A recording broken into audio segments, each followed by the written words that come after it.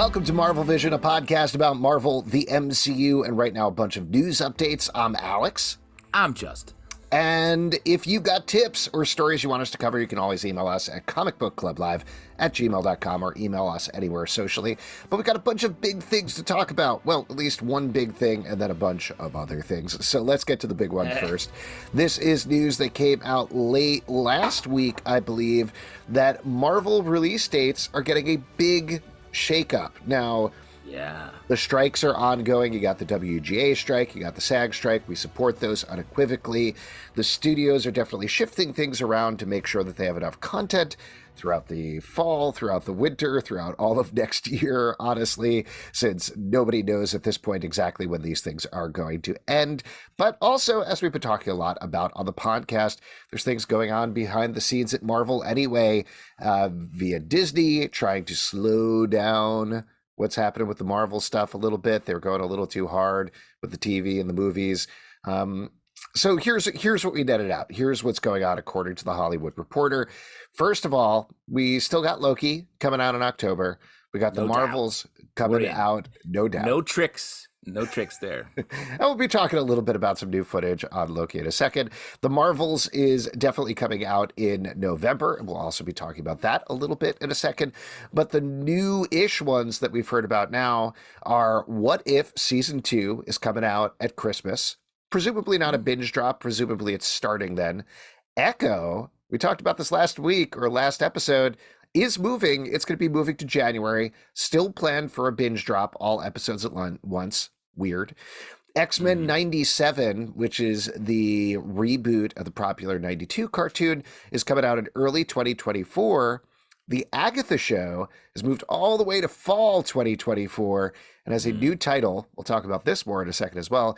Agatha Darkhold Diaries is the new title of it. Ironheart, even though it's filmed off the schedule entirely, there's been a lot of back and forth about this. The rumory take was to move it closer to Armor Wars, which they want to go whole hog on again, according to rumors. But I think the more reasonable thing to think, according to the Hollywood Reporter, is they can't complete it because of the strikes. There's probably ADR, there's reshoots, things like that they have to do. So that's what I think too. Yeah. And then the other ones, Daredevil and Wonder Man, continue to be on pause at this point. Nothing new, no new information with that. So other than Loki and the Marvels, no live action Marvel stuff until next year. That's still a lot. That's still an entire TV show and a movie, so we're good. But what do you think? I think, we talk about how Marvel needs to slow down, but they need to just put more time into the projects they're doing. It's not like it's like, oh no, I'm overwhelmed, I can't handle these 2 shows this fall. It's more like, oh, why don't you take your time at every phase and put more effort into refining these, making them better so that we can like them more. Because it's less, and I think this is the same with Star Wars, the Star Wars stuff. It's less that like, oh no, we don't want this or can't handle it. It's like, oh man, you can tell this one just wasn't fully baked when you took it out of the oven because you promised a cake 3 years ago on my birthday. But I do think this is good. These are good shifts, I actually think. Yeah, I totally agree. Listen, we are not overwhelmed. The general public is overwhelmed. I certainly heard last year in particular, this is a lot. This is too much Marvel. And then we were hit with a couple of projects that didn't quite hit, like Ant-Man and the Wasp: Quantumania. Secret Invasion clearly isn't crushing it. So to take a little time and put things out in a way where it feels a little more special to people, that's good for us Marvel fans. It's good for other people as well, because potentially they can come to it with fresh eyes. Of course, like you were saying, the stuff also has to be good at the same time. It has to be special. If they want to make it special, it also has to be special. And I think the more we're looking back at this, it's like, what a misjudgment of like what TV is to say like, we can just hustle these out, because they aimed at movie quality, but didn't have from like a production and a VFX viewpoint. But then they landed in stuff that wasn't good on either side. Yeah. The big surprise here, though, for me was I had forgotten about What If coming so soon, and that's great. Yeah, I think that's one that they had been working on for a while. Like they had already been working Yeah. on it back when What If season one was being done. Animation obviously takes time. It's also not impacted in the same way because of the strikes, because it's different unions. Yep. So, I think folks probably know this, but you're going to see a lot more of that. I mean, Echo seems to be done, but if it wasn't completely done, I would say you could probably expect a third season of What If as well as X-Men 97 season two before any of these things happening. But we'll Right. see. I think everybody is kind of hopeful that the strikes will resolve in some way by the end of the year, but still seems very Fingers crossed. acrimonious. Yeah, but now's the time. It's post Labor Day. Now is when the studios are going to be feeling the squeeze a little bit more because they're Hmm. making decisions like this, which are very stressful for their next year. You could maybe chalk all this up to like, oh, this year's a wash, but the stress of next year is getting more and more intense, I think, on them. Not to get too businessy about it, but two things that I'll mention to that point. One, Warner Brothers, I don't know if they had their earnings call, but they talked about how they've lost 300 to 400 million dollars over the course of the strikes, to which all the writers are like, hey, we asked for like 50 million dollars, Yeah.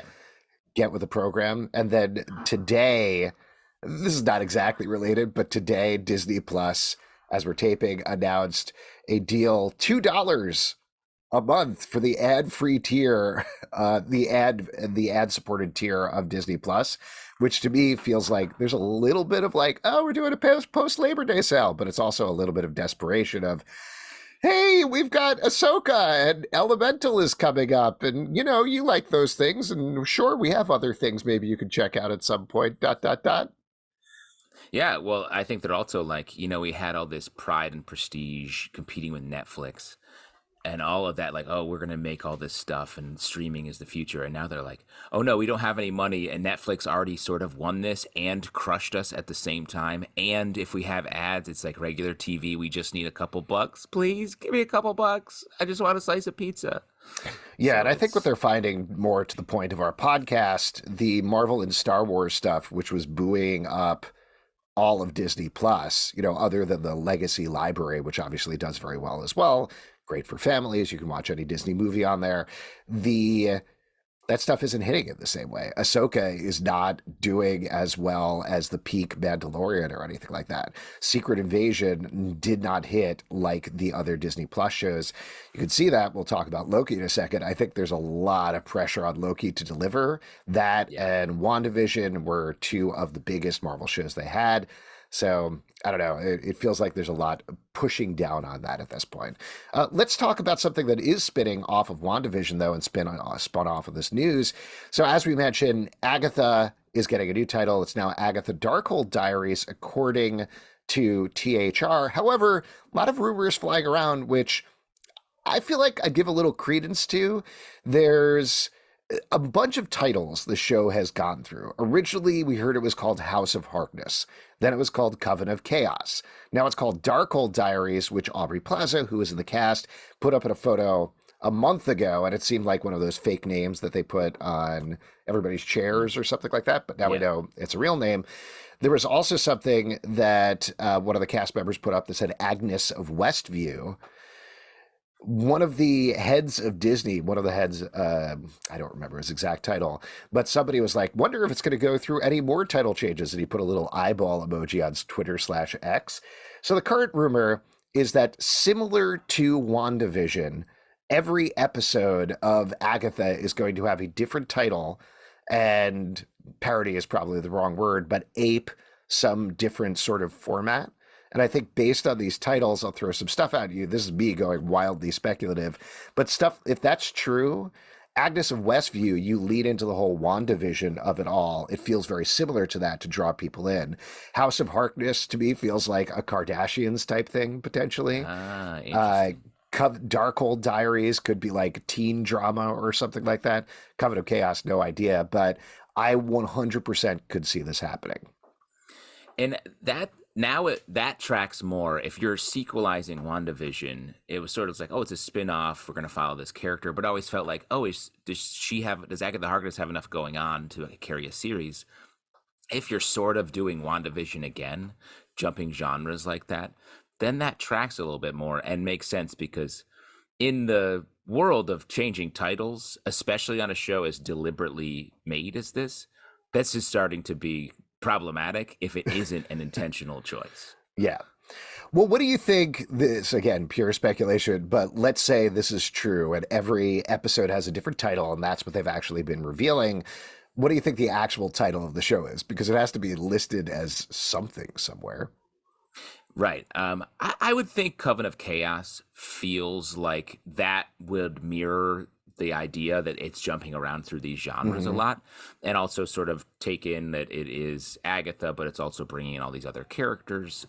And we know there's the music. It's supposed to be a musical. Maybe a musical is just one of the episodes. Now that we're talking about it, We'll see. I'll throw out Agatha All Along as the title. Maybe. I don't know. That's good too. You're saying there's another title that we haven't even heard of yet. Oh, I think so, because there's 8 episodes, I think something like that, 8 or 9. So I think we're going to get a lot more of these. I love this theory, whether it's true or not. I think it's very fun. Why don't we move on to something that we're a little more sure about? There was a new quick, House of Harkness, Game of Thrones could also be the reference. Okay, I like that. Do they have the budget? I guess we'll see. New Loki teaser dropped online. This was a super short one, about 45 seconds long, but it showed off a lot of new footage from the show, particularly Loki and Sylvie together doing something. What'd you think about this? I know we were just talking about like the amount of pressure and hype on Loki. Do you feel like this footage is continuing to deliver on that? Yeah. I don't understand the trailer idea. Okay, now we're going to release this short one that's this. Like, there's some testing that is like, okay, we do the longer one that reveals some plot. Then we do the shorter one. Because this one, to me, watching this, I'm like, oh, this is like the Vibes trailer, where it's just like music. You don't know much of anything what's happening, but it's just like seeing a ton of shots of Loki close up. It's sort of like, hey, remember him? Like literally like object permanence training for a baby, where you're like, you love this rattle, this little Loki rattle, you love this, and then take it away and put it back, and take it away and put it back. So that's what this was to me. It was like, remember him, you like him, let's watch this. The weird thing about it is the length of time. You know, I agree with you about the tone of this. This feels to me like a 15 or 30-second commercial that for some reason is 45 seconds long, and I'm not quite sure what those extra 15 seconds are doing there. It also... I was going in 2 directions while I was watching this. One was I'm still very nervous about the second season because there's different people behind the scenes. Are they going to wrap up the story? Is it going to feel as strong as Loki season 1 without the same people directing and writing? So that makes me very worried. Also, the amount of, like, we talked about, they went whole hog on this McDonald's promo for the past month, and now to lean into being like, this is big action show. Isn't this cool? Loki's back. That's not what I liked, and that's not what I think everybody else liked about the first season. They liked how it was trippy and mind-bending and took its time and really dug into the characters of Loki and Mobius and everybody else. So that's what I want out of the second season as well, is more of that, not just balls to the wall action.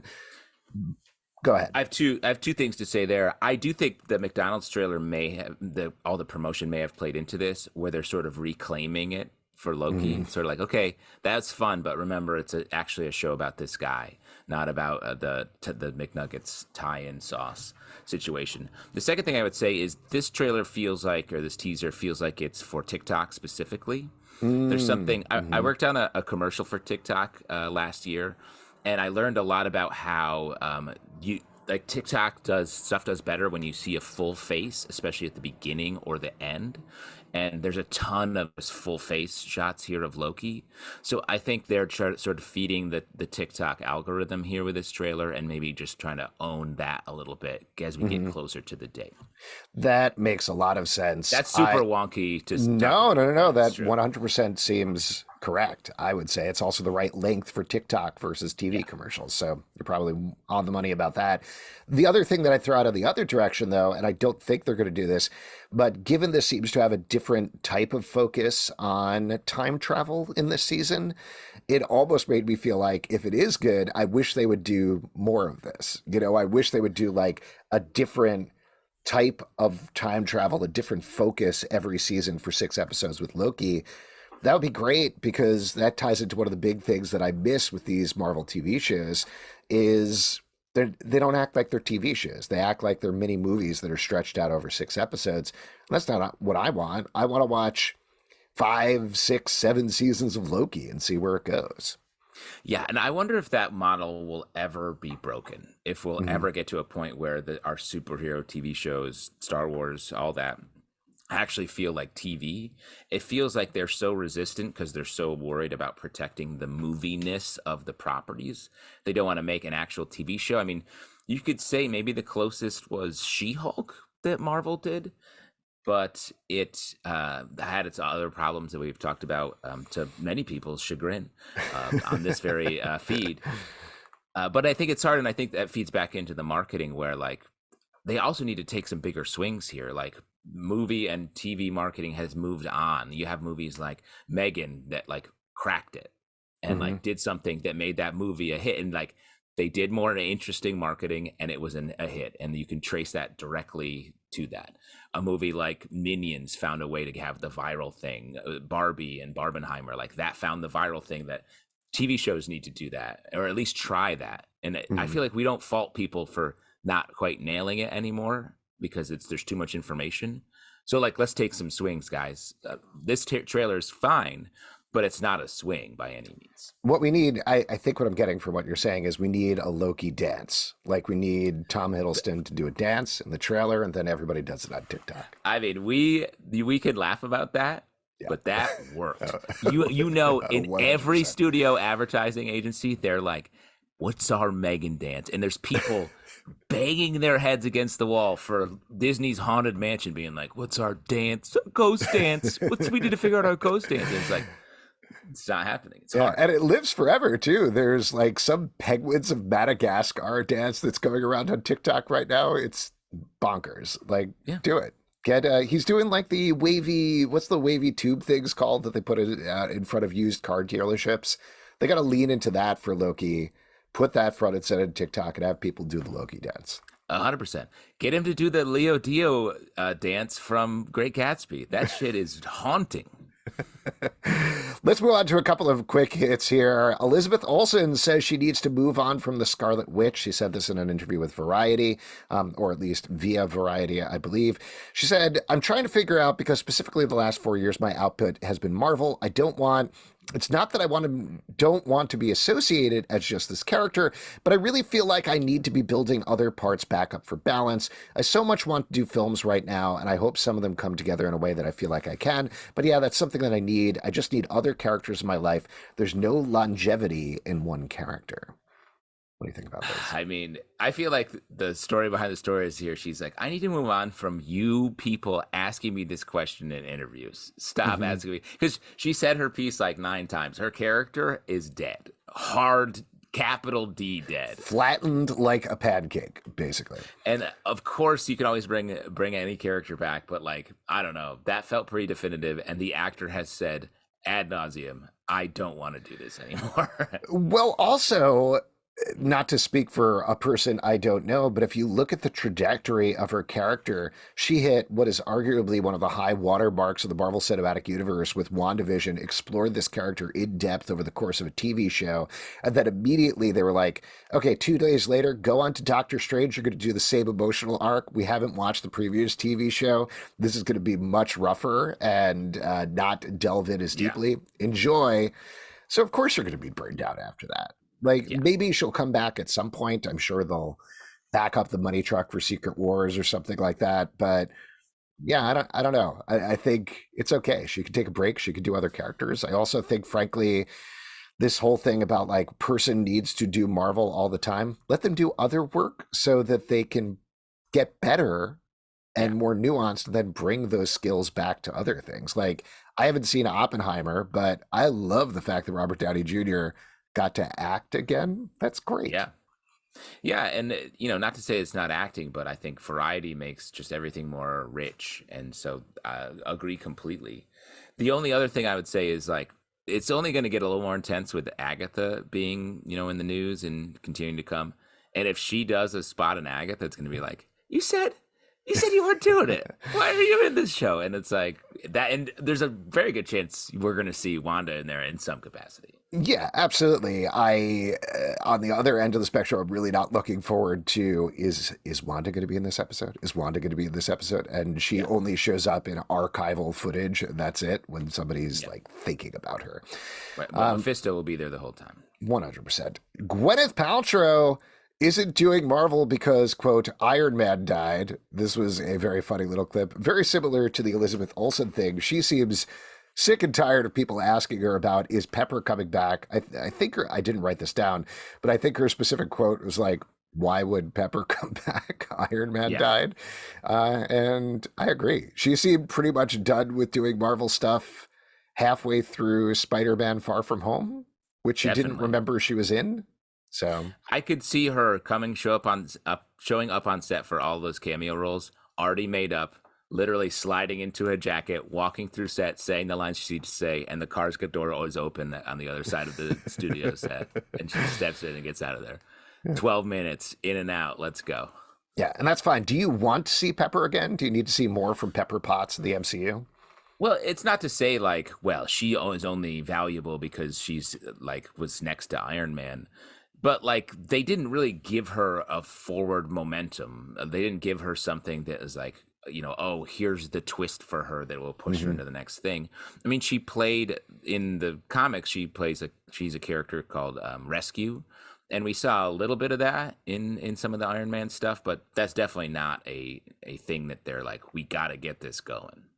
I could see her having a part in Armor Wars potentially. There is something interesting about she is a single mother raising a child who is the widow of one of the most famous men on Earth who died saving the entire universe, entire planet. And if it's mostly about Rhodey's journey reclaiming Tony's armor and the time that was stolen from him during Secret Invasion, tying her into that some way, even if it's a small scene or an arc or something like that, could be interesting. There's stuff you could do there potentially. I just want to see the scene where Rhodey's explaining to Pepper that he was a Skrull, and her sort of like casual disinterest, being like, "What? Yeah. I don't know, man. This Yeah. sounds complicated." Sorry, I got these vagina eggs over here I got to deal with. Don't mind me. Oh, you think I watch Secret Invasion, the character Pepper Potts? No, I'm so sorry. Last but not least, let's go to a rumor patrol here. This is 100% not confirmed, but is the Marvels only 107 minutes long? That was a rumor that was going around. There were a lot of reactions in many different directions. The big one was a lot of folks being like, oh man, this is going to be a huge disaster. How are they going to pump all this stuff in? I got to say, I go the other way. I love it. Give me a 90, hour and a half, 40-minute long comedy movie. Awesome. Well, this is giving me some excitement, actually, like just like you, because if this truly is like a crazy three-hander farce that is just running around the universe, switching places, all momentum, no stop, like that's what I'm here for. And that is like what I think these movies desperately need, is like, let's take an idea and punch it through for the whole length of the movie, rather than doing an interesting premise and then getting bogged down in the miasma of overly complex superhero stories. There is, to your point, no reason a body switching comedy needs to be 2.5 hours long. Like, Yeah, we get it. yes, exactly. Get in, have fun with it, get out. Again, we don't know if this is true, but I hope it is. I would love it. There you go. And for all of you out there, again, if you got tips or stories you want to discover, you can email us at comicbookclublive@gmail.com. You can support us at patreon.com/comicbookclub. We do a live show every Tuesday at 7 p.m. to Facebook and YouTube. Come hang out. We would love to chat with you about Marvel stuff. Apple, Google, Spotify, or the app of your choice to subscribe, listen, and follow the show at Marvel Vision Pod on Twitter, Instagram, or Facebook. Comicbookclublive.com for this podcast and many more. Until next time, stay marvelous. Alex, get your face close to the camera for the algorithm. I think this is it. And the mic, get your voice close to the microphone. So I'm gonna do my Alex dance. It's my Alex dance. It's really good. Thank you.